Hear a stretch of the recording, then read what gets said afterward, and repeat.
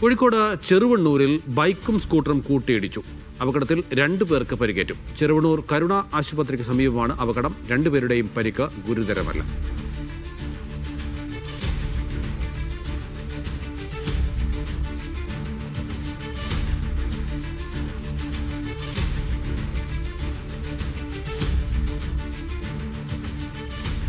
അനീസലിയാണ് വിവരങ്ങൾ നൽകാൻ. അനീസലി, ഈ ഒരു ബൈക്ക് യാത്രക്കാരൻ അശ്രദ്ധമായി റോഡ് ക്രോസ് ചെയ്യുകയും മറ്റേയാൾ വളരെ വേഗതയിൽ വരികയും ചെയ്തതാണോ ഈ അപകടത്തിന് കാരണമായത്? നൗഫൽ, ഇന്ന് രാവിലെയാണ് ചെറുവണ്ണൂർ കരുണ ആശുപത്രിക്ക് മുമ്പ് ഈ അപകടം ഉണ്ടാകുന്നത്. ആ റോഡ് അത്യാവശ്യം വേഗതയിൽ വാഹനങ്ങൾ പോകാറുള്ള റോഡാണ്.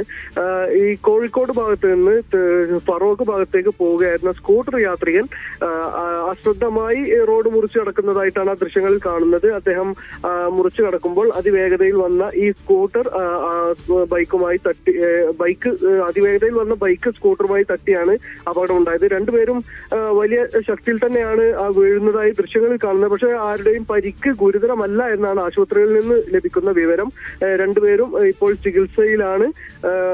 ബൈക്ക് യാത്രികനെ ചെറുവണ്ണൂരിൽ തന്നെയുള്ള ഒരു സ്വകാര്യ ആശുപത്രിയിലാണ് പ്രവേശിപ്പിച്ചിട്ടുള്ളത്. അതുപോലെ സ്കൂട്ടർ യാത്രികനെ കോഴിക്കോട് സ്വകാര്യ ആശുപത്രിയിൽ പ്രവേശിപ്പിച്ചിട്ടുണ്ട്. 2 ആശുപത്രികളിൽ നിന്നും വിവരം ലഭിക്കുന്നതനുസരിച്ച് ആരുടെയും പരിക്ക് ഗുരുതരമല്ല. പക്ഷേ CCTV ദൃശ്യങ്ങളിൽ കാണുന്നതനുസരിച്ച് ബൈക്ക് യാത്രികൻ നല്ല വേഗതയിൽ വന്നുകൊണ്ടിരിക്കുകയായിരുന്നു. അതോടൊപ്പം തന്നെ ഈ സ്കൂട്ടർ യാത്രികൻ അശ്രദ്ധമായി തന്നെ എന്ന് പറയാവുന്ന രീതിയിലാണ് അദ്ദേഹം റോഡ് ക്രോസ് ചെയ്യുന്നത് എന്നാണ് ദൃശ്യങ്ങളിൽ നിന്ന് വ്യക്തമാകുന്നത്. എന്തായാലും വലിയൊരു അപകടമാണ്.